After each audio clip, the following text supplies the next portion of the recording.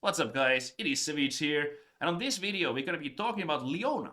Leona has been one of the most requested decks, so I'm really excited to show you guys what I think is the best way to play Leona. On this video, we're going to be talking about the basic strategy, then we'll talk about the battlefield strategy, then we'll look at the more individual cards and why are we playing them, and what is the strategy behind those, and then we'll get to sideboarding and more specific matchups. Finally, as the last thing, and which is like a new one for this video, I will be talking about some budget replacements if you want to play Leona without breaking the bank. We'll talk about the most expensive cards and the best ways to replace those.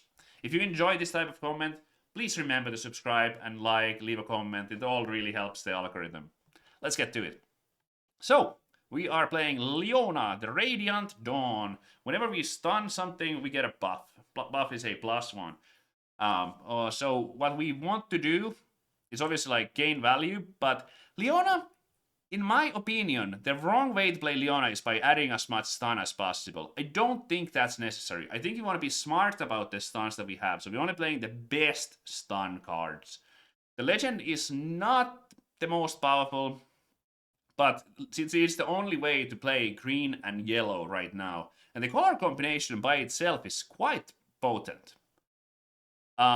So we have here for the battlefields, what we're doing. I guess I'll just talk about the basic strategy first. So what are we doing? So Leona is a hold champion and hold legend. So we're doing a lot of holding here. And the way we're doing it, we're fully utilizing the green and yellow. So Sona is going to be one of our key cards while I'm at a battlefield ready for friendly runes. Because there's so much to do with these extra 4 runes. And it really helps us hold the battlefield as well. So we have a lot of things we can cast on the opponent's turn. We have a lot of action speed things. We have counter spells. We have buffs. We have stuns. We have ways to kill. We even have the Shen. We'll talk about more of those synergies later. But we are playing hold strategy. So what happens here? So game 1, I usually go with the Crow of the card below. We're starting with the hold battlefield because we have 50% chance to go first. Hold battlefields are a lot better when you are going first. We have the other hold battlefield for the game we know we will go first, but we are going to play this in the game we are 50% to go first. So whoever starts the game is often going to be the first one there. So we're hoping that we play a 2 energy unit on turn 1 if we're going first, and then on turn 2, ideally we would just we would go there, conquer it with the 2 energy unit, and then we'll slam a Sona there, and then just never give up on that. Just keep holding, maybe hide a hidden blade, maybe play some buffs, play some defies, whatever, just all that cool stuff to get those stuns and buffs and everything. The next battlefield that I have is the Dreaming Tree. I found that the Dreaming Tree is not really... It doesn't really matter for us in this deck that much if we are going first or second with it. So we're using this in the game where we go second because the card draw is highly valuable for us. And it is less bad to play this when going second than it is to play the hold battlefield. So we have all the buffs, you know, we have unguards, we have disciplines, even hidden blades sometimes, so zenith blades, gold glory. There's just a lot of spells that target our units to get those extra draws. It's not really anything more to it. Starting peak is for the game in best of 3 where we know we are going first. So after a loss. So this could be game 2 or game 3 depending on when we know we're going to be going first.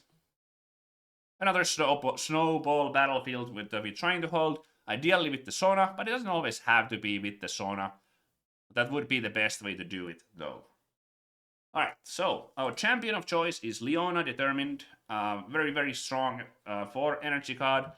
Has +1 shield, so that helps with the holding a little bit. Then we have the stun while attacking. The stun, of course, will always trigger the Radiant Dawn. So that is a fantastic way. So it's almost like 5 might on defense, and it's also 5 on offense because you will get that buff. Just a great champion. I am not a big fan of the green Leona, so we're just going with the yellow one. If you want to play more than 1 copy, I think it can be okay. But usually I feel like just 1 is good because we always have access to that one. And then we'll have more tricks and more powerful units in the main deck. Then we have Defies. We're only playing 2 copies right now because drawing them at the same time is kind of rough. Very important to have these. We have the third one in the sideboard, so we stop any removal or anything that's trying to like break our hold, you know, on the hold battlefield. So we use that. Depending on what colors you're playing against, Defy obviously can be more or less powerful. Sometimes we're siding it in, sometimes out. It just depends on how much spells there are. Then we have Unguard. Unguard's absolutely fantastic. It's very cheap. You often have just one unit. So that would be a cheap buff to help us win the battle, to either do the hold on the battlefield, or with the Dreaming Tree, we can get an easy card draw with that. Pretty basic stuff. Then, of course, the Stalwart Poro, the best hold 2 energy unit in the game. This is what you want to be playing on turn 1. This is what we are hoping to see in the starting hand. Even if we go in second, it's quite a good turn 1 play. Then we have some Hidden Blades. Sometimes we can draw with these, but usually we are using it to kill a big thing, like Darius. Darius, for example, when it comes at you with Cleave or 10 Might, like it's an excellent unit. Hidden Blade is something you have to think about it a little bit, okay? Don't just randomly use it. And I also would like to remind that Hidden Blade is a card that you quite often can play from the hand. 2 energy is not too bad. So if you have 2 battlefields, or you have a situation where, okay, like maybe a unit might die and then you will have to do a bad Hidden Blade, or unit might get moved or anything like that, it might be a good move to just keep the Hidden Blade in the hand and just cast it for the energy during a showdown. Then we have Discipline, kind of the same as the Unguard. We're getting the draws, we're getting the buffs, we're getting to use the mana that we have with the Sona to hold. Very good card. Rune Prison, stun unit, so we have that extra value from the stun. From the Radiant Dawn, we'll also be getting a buff. It's a pretty nice card, but it is still a little bit situational, because sometimes like if your unit is bigger than your opponent's unit, then like you don't need to stun it anyway. But it does in particular help defend against cards like if there's a big Y coming at you and going to like right the wind or whatever, or the Darius that I mentioned. Darius is such a common one. I have to keep like hammering that down because of the cleave potential, and also just even without the cleave, just being 7 might coming in, it's a good one to stun for sure. And obviously when we are attacking, it also helps. Clockwork Keeper is a solid filler 2 energy unit, and in late game we can also draw a card, so it kind of like recycles itself if we get low on cards. Triparian Glory Seeker gets a buff, so that buff can help us. Sometimes it could be negative, because then like, oh, you can't buff a buff unit again, but we have the Call to Glory, so there's a bit of synergy here. And this is probably like this is one of the filler 2 drops if you don't have the Poro. So we just need to have a little bit more. I like having at least 8, especially when we want to like be the first ones to get to the whole battlefields. It's really important to have a 2 drop. Then we have 2 Zonia's Hourglasses, just some little bit variety to the hiding cards. Be mindful and be like strategic when you use these. So saving a Clockwork Keeper might not always be that great, but if you have something like, you played your Sona into the battlefield, this can be excellent way to save your Sona. Just don't make sure that if you have other smaller units, that the smaller units might be in base, so your opponent might not be able to just snipe them, so you can save your Sona with this. Zenith Blade, extremely powerful card. The double recycle on it is a bit of a bummer. Stun an enemy unit on the battlefield, you may move a friendly unit to that unit's battlefield. This is one of the best cards that you can like kind of like turn the tide if it's a close game, or if you're like losing. This is one of the best cards that you can use to come back into a game. You can also use this sometimes to score on your opponent's turn. But if your opponent has units on the battlefield, or like reacting to something action, you move your guy from one battlefield to another, or from the base. It can be super powerful. It is extremely good card. I tried different amounts of copies, but it just feels like this is the moment. This is the card that we often need if you have a bit of a slower start, then we still want to have a good chance of winning. Find your center. It's another way to use the Sona mana efficiently. In early game, if you have something else, it might make sense to do the other things first and wait for this to only cost 1, and then it will draw and channel the rune, because you can play it for cheaper when your opponent is within 3 points. But sometimes if you're like planning out a turn, let's say you need an extra mana to, that you will want to accelerate a Feyfolk on the following turn. Maybe you want to do that. So always like kind of like plan ahead. Shen, absolutely brilliant card. Like the Shen Sona combo is my favorite thing about the whole deck. I think it's a perfect fit for the deck. We often have a lot of mana open on our opponent's turn. We're doing those counters. We're doing the buffs. We're doing the stuns. And then if there is nothing to like react to, or it just doesn't make sense, then you can just like play your own Shen. So you can even react to something like any legend, just untapping mana and play this to your base, or there's just a lot you can do. Just a fantastic card. For only 3 energy, 1 recycle, you can get a 5 might defender with tank. So yeah, just a great card overall. I really like it. Cold Glory, one of the important combat tricks. Always evaluate if you can play it for the energy, like sometimes it makes sense, or if you have an extra buff, sometimes that makes sense. So don't get too too focused on just playing it by using the buff. I quite often I also play it for the energy. It really depends on the situation. Just be mindful that both are options. Then we have the Sona, best card in the deck. Absolutely love it. It really makes everything work in this deck. You go to a battlefield, you place Sona directly into the battlefield. I already talked about the whole battlefields a lot, but yes, that's what we want to be doing mostly. My favorite card in the deck. And then we have Tasty Feyfolks. Tasty Feyfolk alongside the Zenith Blades is one of the better cards, sort of like coming back into the game. If your guys have died to an Igatian Rain or something, having Accelerate unit is just incredibly important and powerful for the deck, because there's not that much Accelerate, so this is what you want to be doing. It's just a really like efficient as well, because you get 2 runes, you get a draw, you accelerate, there's no power cost on the initial cost. The might is pretty decent as well. Just a really nice card. Sometimes, just a bit of a tip, that sometimes if you have cards like you have a Zenith Blade, so something that like recycles a lot, it might be good to try to prioritize getting the Feyfolk out first, so you get the runes. Because if you do it in other order, you play Zenith Blade first, it kind of like pushes this back.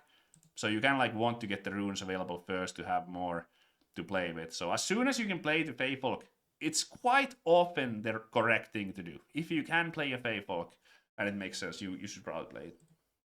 Alrighty.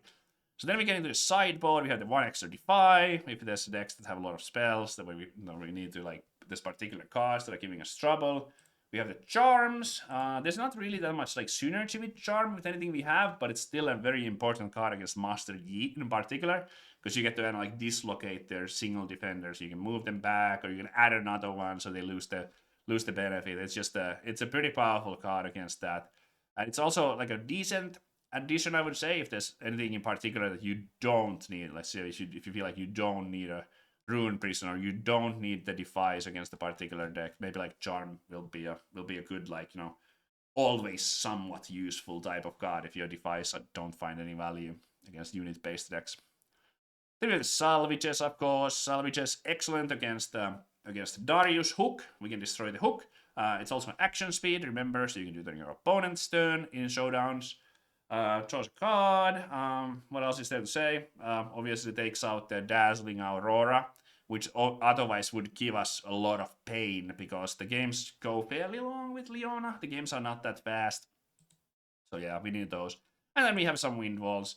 It's most like Igatian Rain, Time Warp. We don't want to lose the Time Warp, so we might want to play this. At least like 1 copy, probably 2 against the blue deck. Maybe you could go 3 Salvages, 1 Wind Wall. That would also be fine in the sideboard.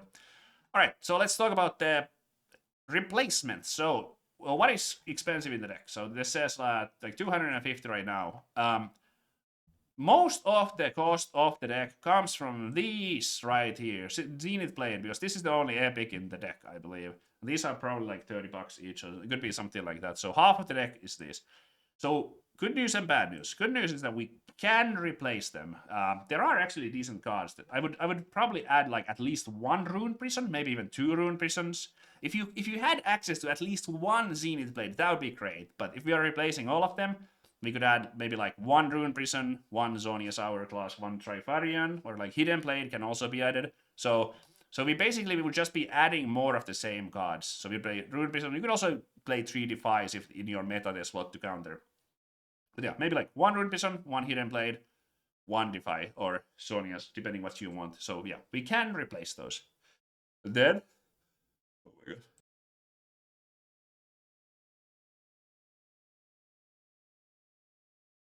Oh my gosh. Okay, all right. So and then Is there anything else? So the Tasty Fae folks, these might be like $10 or $8 each, but I think these are pretty safe to buy. I think this is a good investment, in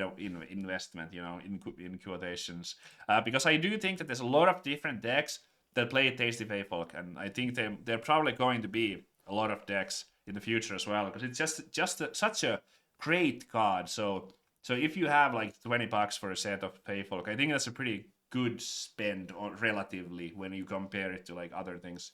Then we have the Zonias. If you want to replace the Zonias, you can, because these are maybe like $12 each. So take out the Zonias and maybe like add a Hidden Blade and Glory Seeker. So if you wanted to replace these 5 cards, I think I would add like 2 Rune Prisons, 1 Hidden Blade, 1 Glory Seeker, and 1 Defy. Yeah, but these I think you just kind of want to get this. Anything else? I think that's pretty much it.